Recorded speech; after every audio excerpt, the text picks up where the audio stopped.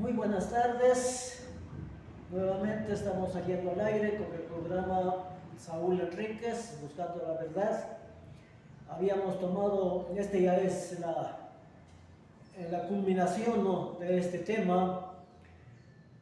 Sí, hoy en día existen los milagros, pero cuando yo hablo de milagros, hablo de cosas reales, de cosas que vieron todo el pueblo, reconocieron. Por ejemplo, habíamos visto el paralítico, que él pasó como más de 40 años, que se sentaba al templo de la Hermosa, que pedía limosna, y cuando Pedro y Juan iban a ingresar, él estiró la mano, y Pedro le dijo: no tengo ni oro ni plata, pero lo que tengo te doy. En el nombre de Jesús de Nazaret, levántate y anda. Esos son los auténticos milagros que realmente encontramos en la palabra de Dios, ¿no? Sin embargo, estos milagros y todas estas señales, más bien dicho, iban o eran temporales. Lo importante es eso. Otra de las cosas importantes, esos dones, esas señales, no fueron pues para todo el mundo. Fueron para personas que verdaderamente se bautizaron en la iglesia de nuestro Señor Jesucristo. Entonces, nos habíamos quedado ahí, ¿no? Vamos a continuar. Una vez ya establecida la iglesia de nuestro Señor Jesucristo, nosotros vemos que prácticamente, veamos en Hechos del capítulo 5, versículos 13 al 16. Nos dice, capítulo 5, versículos 13 al 16. Por mano de los apóstoles se hacían muchas señales y prodigios en el pueblo, y estaban todos unánimes en el pórtico de Salomón. De los demás del pueblo, ¿no?, de los que no creían, no se habían hecho bautizar, ninguno se atrevía a juntarse con ellos, mas del pueblo los alababa grandemente. ¿Por qué les alababa el pueblo grandemente? Porque reconocieron los milagros que ellos hicieron en auténticas personas enfermas. Bien, y los que creían en el Señor aumentaban gran número, así de hombres como de mujeres. Tanto es así que sacaban a los enfermos a las calles y los ponían en las camas y lechos, para que al pasar Pedro, al menos su sombra cayese sobre alguno de ellos. Y aún de las ciudades vecinas venían muchos a Jerusalén trayendo enfermos y atormentados de espíritus inmundos, y todos eran sanados. Entonces, habíamos hablado también en el programa anterior que los milagros de hoy en este día, en algunas iglesias, ¿no?, solamente ellos verifican, solo ellos dan testimonio de que es un enfermo real. Yo les había conversado una experiencia que se vivió en un familiar, y prácticamente, como no podían haberle curado porque era un enfermo real, le dijeron: no tuviste fe. Y vemos nosotros en los ejemplos que estamos viendo, especialmente en el paralítico, él pedía limosna. Él no pidió sanidad para él, pedía limosna. Bueno, sigamos adelante, ¿no? Vamos en el caso de Pablo. Miremos lo que nos dice en Hechos 19, los versículos 11 y 12. Y hacía Dios milagros extraordinarios por manos de Pablo, de tal manera que aún se llevaba a los enfermos los paños, los delantales de su cuerpo, y las enfermedades se iban de ellos, y los espíritus malos salían. Pero aquí con esto lo que voy a leer se ratifica que digo yo que solamente para los cristianos, especialmente apóstoles y unos cuantos seguidores más, tampoco todos los cristianos, no, porque cuando los apóstoles imponían sus manos, se recibía el Espíritu Santo, ¿verdad? Ya. Y aquí está la prueba de que no fue para todo el mundo. Pero algunos de los judíos exorcistas ambulantes intentaron invocar el nombre del Señor Jesús sobre los que tenían espíritus malos, diciendo: os conjuro por Jesús, el que predica Pablo. Había 7 hijos de un tal Esceva, judío jefe de los sacerdotes, que hacían esto. ¿Qué eran estos? ¿Creyentes o incrédulos? Eran incrédulos, pues, ¿no es cierto? Eran incrédulos. No lo digo yo, lo dice la palabra. Pero respondiendo el espíritu malo dijo: a Jesús conozco y sé quién es Pablo, pero vosotros, ¿quién sois? Qué buena pregunta también de estos espíritus malos, ¿no?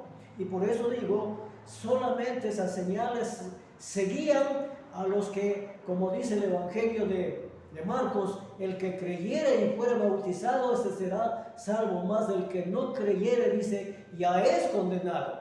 Y estas señales seguirán. Y estamos viendo aquí, comprobando, estos eran incrédulos. ¿Y qué pasó? Y el hombre en quien estaba el espíritu malo saltando sobre ellos y dominándolos, pudo más que ellos, de tal manera que huyeron de aquella casa desnudos y heridos. Y esto fue notorio a todos los que habitaban en Éfeso, así judíos como griegos, y tuvieron temor todos ellos, y era magnificado el nombre del Señor Jesús. Prueba que nadie puede negar. Nadie puede decir, no, es que si fueron creyentes ellos también, pero como dicen ahora, no, solamente en esa vez no pudieron hacer. No, gente incrédula. Y las señales y las maravillas, permítame la insistencia, seguían solamente a aquellas personas que obedecieron la palabra de Dios. No a todos tampoco, ¿no? Fíjese. Ahora, perdón. Entonces, como la iglesia, ya estamos viendo, se estableció cada uno de estas señales. ¿Cuál era el resultado? De que la gente creía. Ahora, en el programa anterior decíamos que estas señales eran de carácter temporal. Ya dimos unas citas ahí, ¿no? Pero vamos a dar unas nuevas citas. Nosotros podemos leer, por ejemplo, en 1 Corintios 14, 18.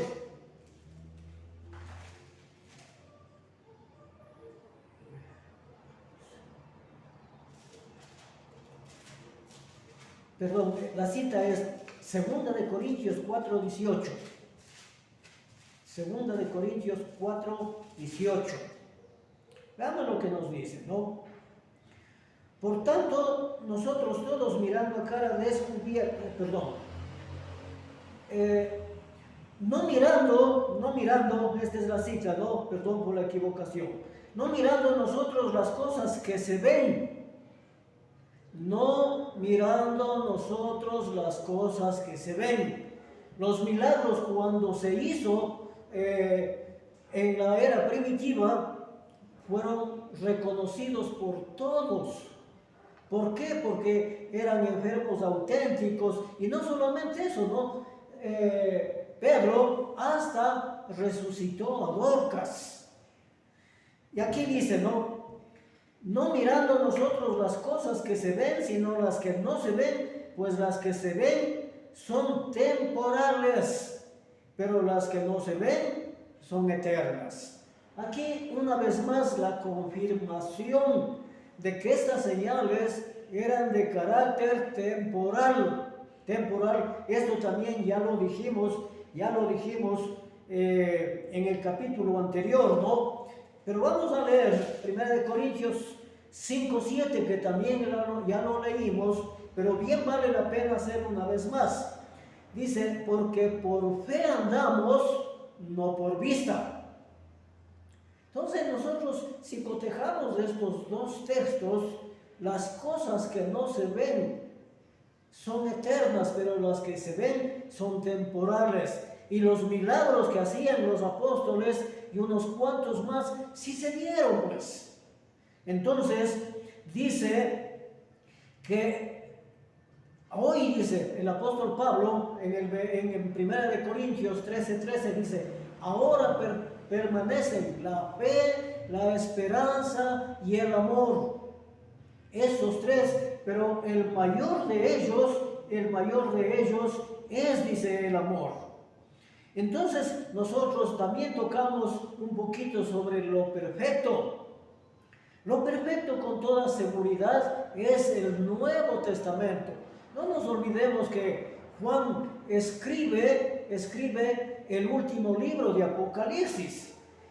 Veamos en segunda de Timoteo, aquí vamos a encontrar algo muy importante. Segunda de Timoteo 3, el capítulo 3, el versículo 16-17.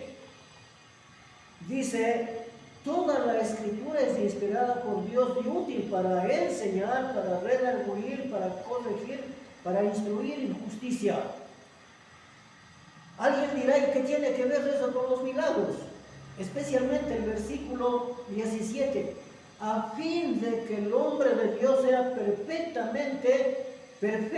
enteramente preparado para toda buena obra.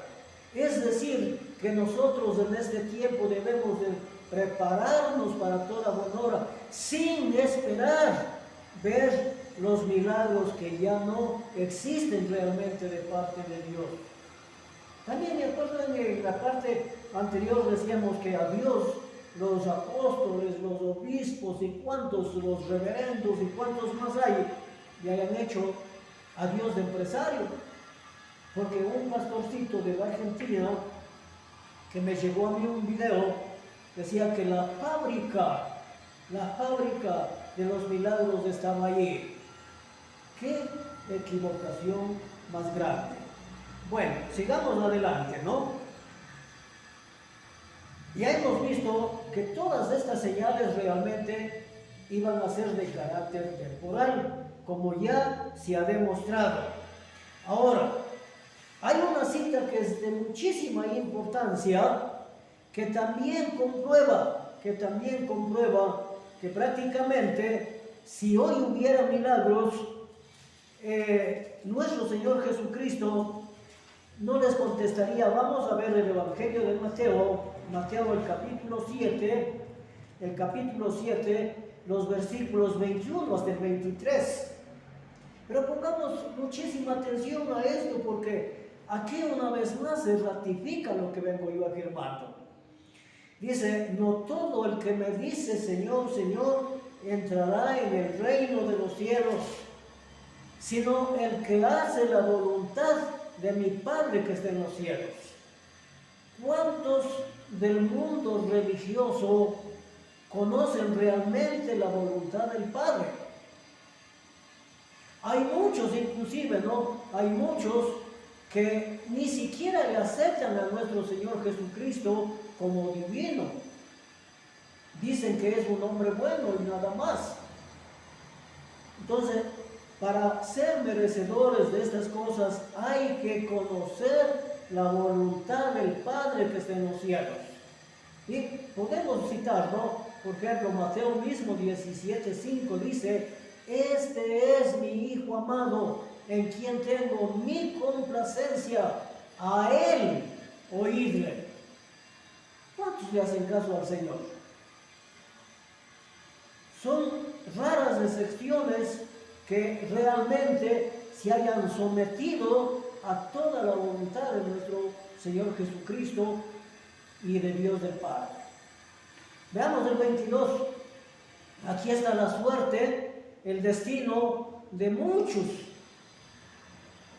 No lo digo yo, dice también aquí, muchos me dirán en aquel día, Señor, Señor, ¿no profetizamos en tu nombre y en tu nombre echamos fuera demonios y en tu nombre hicimos muchos milagros? Aquí están pues los milagreros de hoy en día. Aquí en este grupo con toda seguridad. Y el 23 que dice, y entonces les declararé, nunca os conocí, apartados de mí, hacedores de maldad. ¿Qué texto más claro, qué texto más claro. De tal manera vivimos o viven engañados y viven también engañando al resto de personas. Pero nunca es tarde para volver verdaderamente al camino del Señor. Un llamado muy cordial en el nombre del Señor. Dejemos todas las cosas que no pertenecen a nuestro Señor Jesucristo y sigámosle a Él. Porque Jesús dice, yo soy el camino, la verdad y la vida. Nadie viene al Padre si no es por mí. ¡Qué advertencia tan buena! Y aquí tengo una pequeña inquietud que en este momento me llega a la mente. Los famosos testigos de Jehová, que están regados por todo el mundo y que son muchísimos, no utilizan ese camino. Lo que es más, ellos no se consideran dignos, más bien dicho, de ir al cielo, porque según la filosofía de ellos dice que solamente los 144,000 de Apocalipsis, que son de ellos, irán al cielo y que los demás todos vivirán aquí en la tierra. Otro engaño mayúsculo, porque esta tierra va a ser terminada con fuego. Juan dice que él vio que la tierra huía, que la tierra se destruía, y Pedro nos relata muy clarito, pues no, en segunda de Pedro 3:10, porque todo lo que es creado es removible, y nosotros hemos recibido, según la Escritura dice, un reino inconmovible.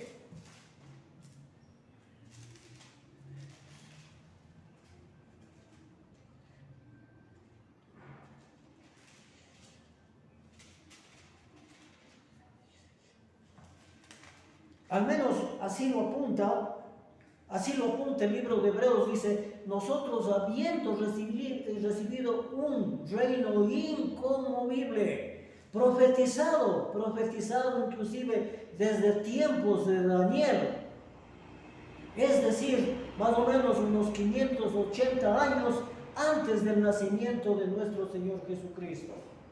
Ese es el reino inconmovible, es la iglesia de su Hijo amado que Él compró a precio de su sangre. Así dice, ¿no? Cuando le dice a Pedro, y yo también te digo que tú eres Pedro y sobre esta piedra edificaré mi iglesia. Yo digo, aquí pongo el siguiente ejemplo. Cuando alguien compra un carrito, una casita, ¿por qué no ponen a nombre de otras personas, pues que no sean de ellos? ¿Por qué? Porque ellos están pagando su dinero, ¿verdad? Nadie yo no puedo comprar algo y ponerlo a nombre de otra persona. Entonces, asimismo como Jesucristo compró a la iglesia, vamos a leerlo en Hechos 20:28, dice, por tanto, mirad por vosotros y por todo el rebaño en que el Espíritu Santo os ha puesto por obispos para apacentar la iglesia del Señor, la cual Él ganó con su propia sangre. Esa iglesia, la iglesia de Cristo, la auténtica iglesia, no le pertenece a ningún hombre. Somos miembros de esa iglesia que es muy diferente. Bueno, sigamos adelante, ¿no? Entonces, cuando nuestro Señor Jesucristo estuvo en su ministerio terrenal, en Mateo, el Evangelio de Mateo, el capítulo 7, ya nos venía pues advirtiendo desde ese tiempo.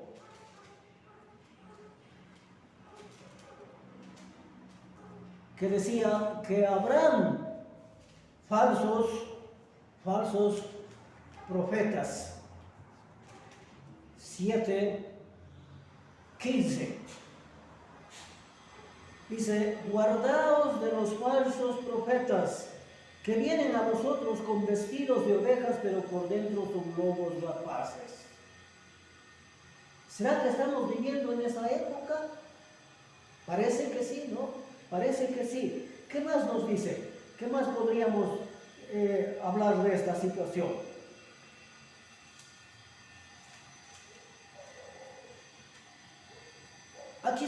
otra pregunta, ¿no?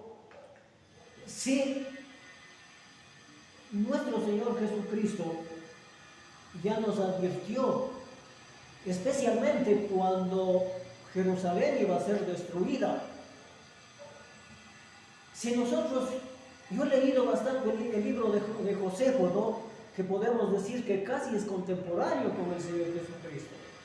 Y eso no nos relata en realidad la palabra de Dios, pero dice que Jerusalén cayó bajo 4 partidos políticos, si queremos decir así, o 4 facciones.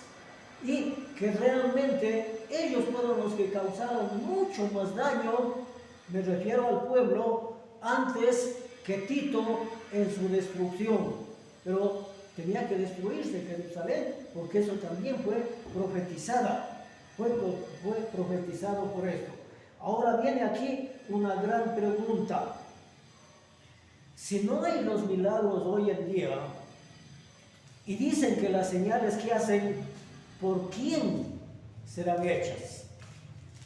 Veamos lo que nos dice Segunda de Tesalonicenses. Quizá encontremos, quizá está ahí la respuesta, ¿no?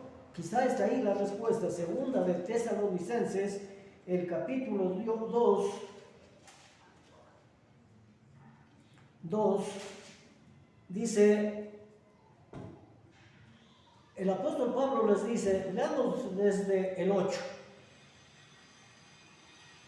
Y entonces se manifestará aquel inicuo a quien el Señor matará con el espíritu de su boca y destruirá con el resplandor de su venida. Inicuo cuyo advenimiento es por obra de Satanás, con gran poder y señales y prodigios mentirosos. Aquí encontramos pues entonces la fórmula por quién se está realizando hoy esas señales, que dicho sea de paso, ya di testimonio yo de un familiar, y que dice, y con todo engaño de iniquidad para los que se pierden, por cuanto no recibieron el amor de la verdad para ser salvos. Entonces, aquí está pues la respuesta. ¿Y qué dice? El 11. Y puesto que Dios les envía un poder engañoso para que crean la mentira, no solamente ellos, por eso hace un instante decía, viven engañados y engañando también. Por eso Dios les envía, es que Dios, a través de esto yo puedo decir lo siguiente, Dios también ha tenido un límite, ha tenido en su paciencia un límite, ya cuando no aceptan la verdadera palabra de Dios, pero tal como ha dejado el Señor, ¿qué dice? Por esto les envía un poder engañoso, para que crean la mentira, a fin de que sean condenados, esto sí está duro, ¿no? A fin de que sean condenados todos los que no creyeron a la verdad, sino que se complacieron en la injusticia. Y el libro de Apocalipsis también confirma esto, confirma eso. Pero nosotros, ¿qué más podemos ver? Veamos en segunda de Timoteo,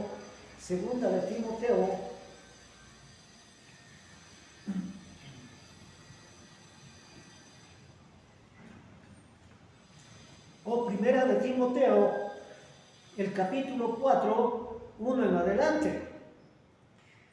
Pero el Espíritu dice claramente, ¿cuándo dijo el Espíritu claramente? En la era apostólica. Porque ahí se escribió pues los libros, ¿verdad? Pero el Espíritu dice claramente que en los postreros tiempos algunos apostatarán de la fe, escuchando a espíritus engañadores y a doctrinas de demonios.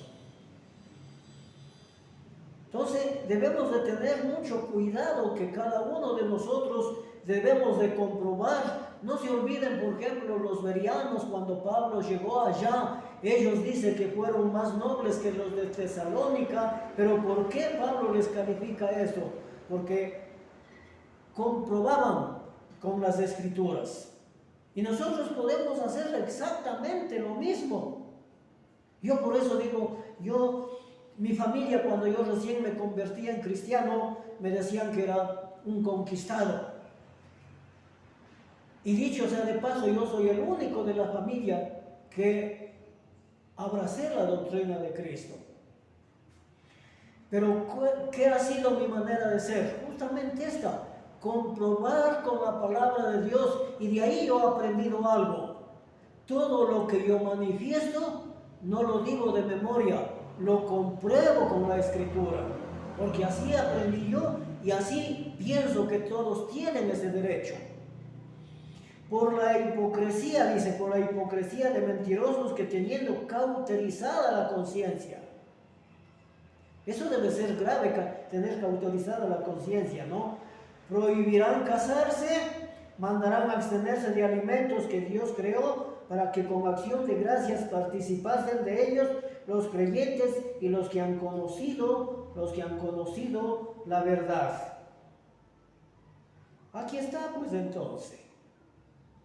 Entonces, que nosotros no estemos pensando que estamos en una doctrina de Dios, del Señor Jesús, pueda que resulte que no estamos así.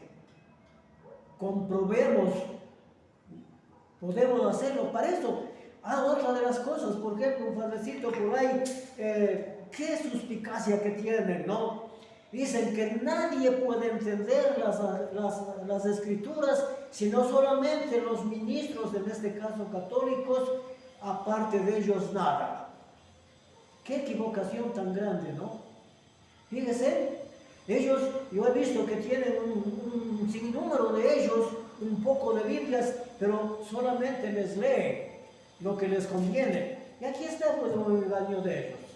Prohibirán casarse. Ellos han hecho el famoso celibato, y prácticamente, ¿cuál es el resultado? Todo el mundo lo sabemos, todo el mundo lo conocemos. ¿A qué han llegado? A hacerse pederastas, es decir, violadores. Aquí yo recuerdo un caso, en Cuenca se ha dado un caso, que allá a un señor que ya de bastantes años, obispo y todo eso, le iban a condecorar. Y niños que fueron en ese entonces, cuando les violaron, resultaron que ya tenían una edad y denunciaron. Ya. En todo caso, ese ha sido el resultado. Y tampoco para nadie es desconocido, pues, que el Vaticano millones y millones de dólares han pagado a los que fueron violados. ¿Por qué? Porque tienen una doctrina que no es de Dios. Entonces, para terminar esta tarde y este estudio que lo hemos hecho en 3 partes, vamos a leer en Apocalipsis del capítulo 13, el capítulo 13, los versículos 13 y 14. ¿Qué dice? Aquí está una vez más los famosos milagros.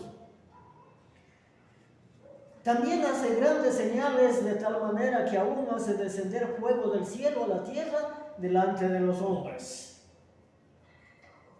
Y engaña a los moradores de la tierra con las señales que se le ha permitido hacer en presencia de la bestia, mandando a los moradores de la tierra que le hagan imagen a la bestia que tiene la herida de espada y vivió.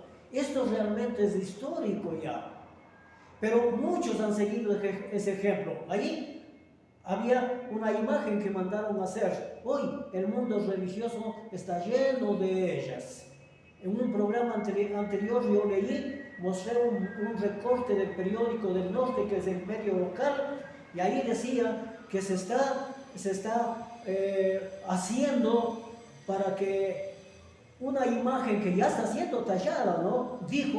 Dice ahí el periódico, eso fue en el 2015. ¿Y quién era? Una madre la que mandó a tallar. Y la imagen de la Virgen del Buen Suceso. Entonces, mis queridos amigos, yo en el nombre del Señor una vez más pido que realmente, si estamos equivocados en nuestra religión, dejemos eso y volvamos al camino de la vida, volvamos al camino que Jesucristo nos trazó. Muchísimas gracias.